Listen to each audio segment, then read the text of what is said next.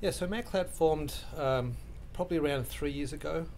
HP has a huge labs organization, and they're the guys and girls responsible for inventing all of the new cool stuff that HP puts into its future products and technologies. So they had an idea back then of, wouldn't it be cool if anyone could create a magazine? Actually, wouldn't it be cool if anyone could be a publisher?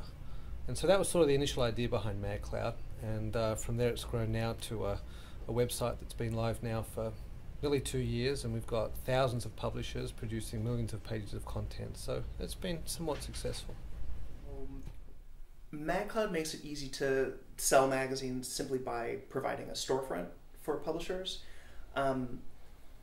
So as a publisher, I know how to make this, but that doesn't mean I know how to start a web store and take online payments and do all the incredibly fussy things that it takes to actually move money around the internet.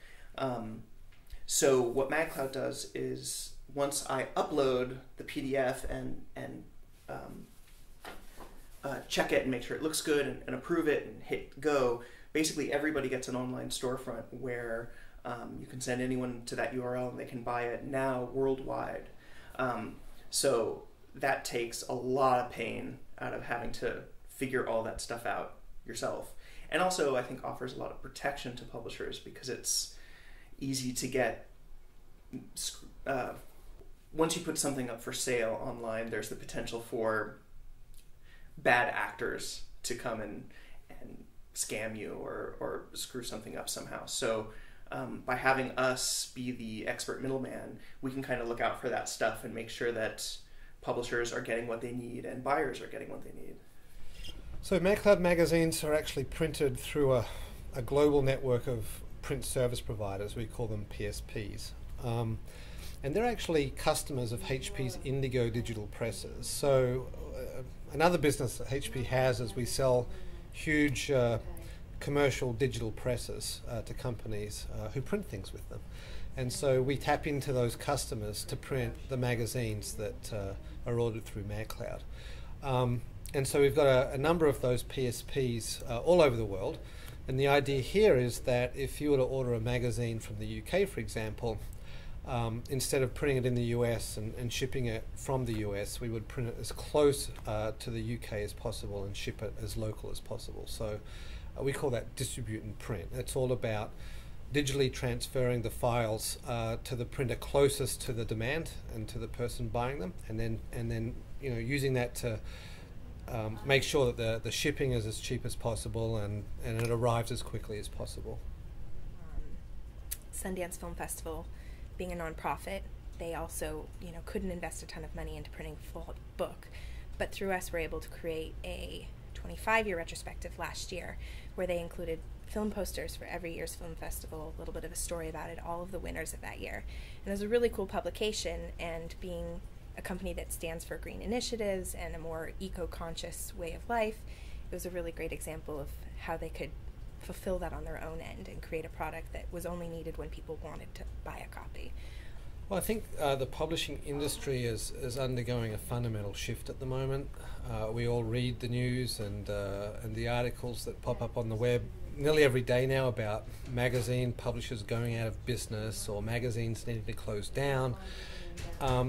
Fundamentally, though, we believe that isn't because people don't love reading things in print. In fact, our experience is the opposite. People love reading magazines in print. The challenge of the publishing industry today is more of a business model challenge, which is, as I mentioned earlier, the fact that they've got to print magazines ahead of time to make them economically viable, and that means that they're like mass market magazines. But people these days, because of the web, are very used to very targeted, relevant content. We're used to searching out, a blog or a website that's speaking just to us, that has the information that we're looking for and nothing else. And I think people now are expecting the same in print. They don't want to read a magazine that's the same for everybody. They're looking for more of a a very relevant content. Everyone has niche interests. The whole world is made up of people with niche interests. And I think that what MagCloud enables is publishers to target those niche communities and to publish very, very targeted content. So now through MagCloud, consumers can access very relevant targeted content and still have it in a print format.